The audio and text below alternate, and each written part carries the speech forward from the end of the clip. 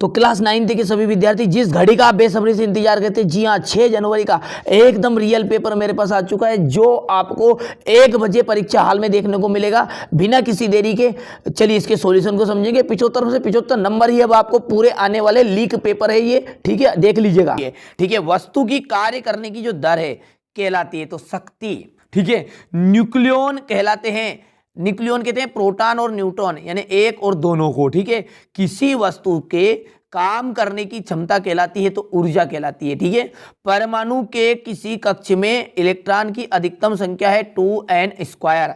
Carbon का परमाणु द्रव्यमान कितना होता है तो 12 होता है। कार्बन का परमाणु द्रव्यमान कितना होगा 12 होगा, ठीक है। कितना होगा 12।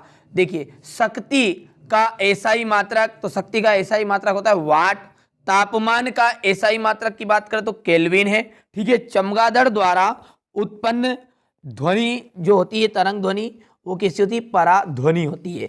धातुएं ताप एवं विद्युत की कैसी होती है सुचालक होती है। विलयन एक रिक्त स्थान मिश्रण है, समांगी मिश्रण है। निलंबन कणों का व्यास, निलंबन कणों का जो व्यास होता है वो होता है 10⁻⁻5 मीटर। लाइसोसोम्स को कौन सी थैली कहते हैं तो आत्मघाती थैली के नाम से कहा जाता है। श्रव्य तरंग की परास, देखिए श्रव्य तरंगों की जो परास होती है वो 20 हर्ट्ज से 20,000 हर्ट्ज तक होती है, ठीक है। और कोशिका सभी जीवों की मूलभूत इकाई है।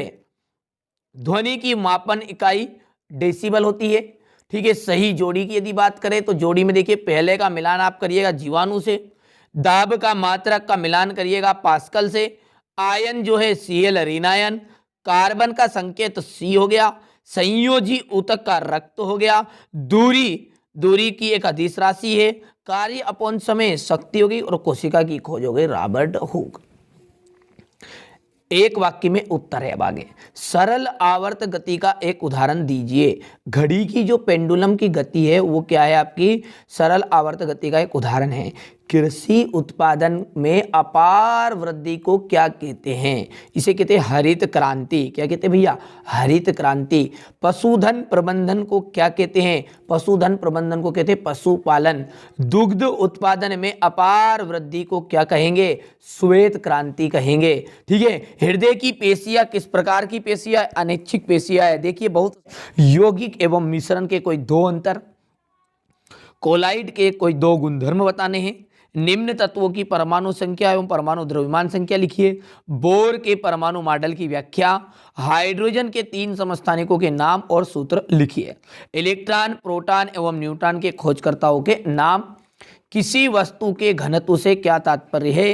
आर्किमिडीज के सिद्धांत से क्या समझते हैं। जाइलम ऊतक के कार्य, रंध्र के क्या कार्य है। घर्षण को कम करने के 2 उपाय बताइए। घर्षण को बढ़ाने के 2 उपाय। वाष्पन से आप क्या समझते हैं। ऊर्ध्वपातन की को परिभाषित कीजिए, ठीक है। बहुत सिंपल से प्रश्न हैं, ज़्यादा कठिन प्रश्न आपके एग्जाम हॉल में आपको देखने को नहीं मिलेंगे। गलनांक और कथनांक में अंतर है। समांगी और विषमांगी मिश्रण में अंतर है, ठीक है। समांगी मिश्रण को उदाहरण सहित बताना है। गुरुत्वीय त्वरण से आप क्या समझते हैं, ठीक है। बहुत सिंपल से देखिए पादप एवं जंतु कोशिका में कोई 2 अंतर। माइटोकॉन्ड्रिया को बिजली घर क्यों कहा जाता है।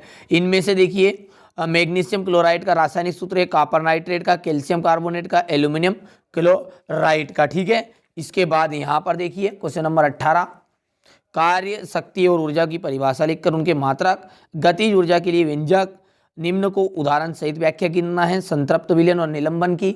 समांगी और विषमांगी मिश्रण को उदाहरण सहित बताना है। जंतु कोशिका का स्वच्छ नामांकित चित्र। एक पादप कोशिका का अच्छे से चित्र बनाना है।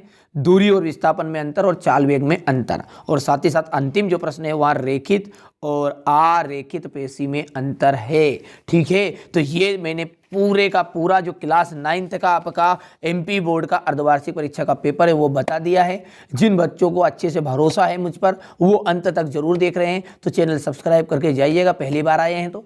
और यदि नोटिफिकेशन ऑन नहीं किए तो नोटिफिकेशन ऑन करिएगा।